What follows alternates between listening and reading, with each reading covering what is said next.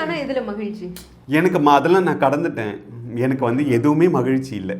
எனக்கு இந்த ஜென்மத்தை நல்லபடியாக முடிச்சா போதும், அதுதான் மகிழ்ச்சி. ஆனால் நீங்கள் இவ்வளோ வெளிப்படையாக சொல்கிறீங்க. டு தி ஃப்ரேங்க், நான் வெளிப்படையாக சொல்கிறேன்.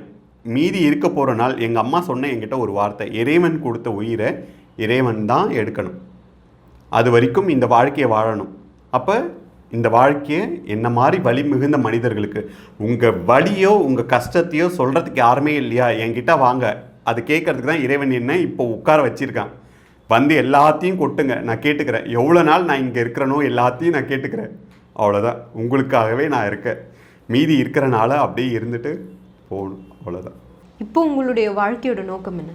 ஒன்றே ஒன்று தான், மீதி இருக்கிற வாழ்க்கையை இறைவனுக்காக, நம்மளை மாதிரி வலி மிகுந்த மனிதர்களுக்காக, யார் என்னை மதித்து நானும் ஒரு சக உயிரினம் அப்படின்றதுக்காகவும் இந்த உடைக்கு மரியாதை கொடுத்து என்னை தேடி வராங்களோ அவங்கள நான் மதிக்க, அவங்கள நான் வரவேற்க தயாராக இருக்கேன். அவங்க வழியை காது கொடுத்து கேட்க நான் தயாராக இருக்கேன். அதுக்கு என்னால் ஒரு சொல்யூஷன் கொடுக்க முடியும்னா அதை கொடுக்க நான் தயாராக இருக்கேன்.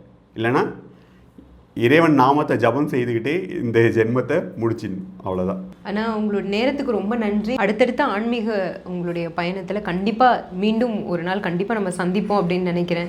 வாய்ப்பு கிடைச்சா சந்தோஷம். இல்லைனா வந்து இறைவன் உங்களுக்கு துணை இருந்து எல்லா நலன்களையும் அருள எனது பிரார்த்தனைகள்.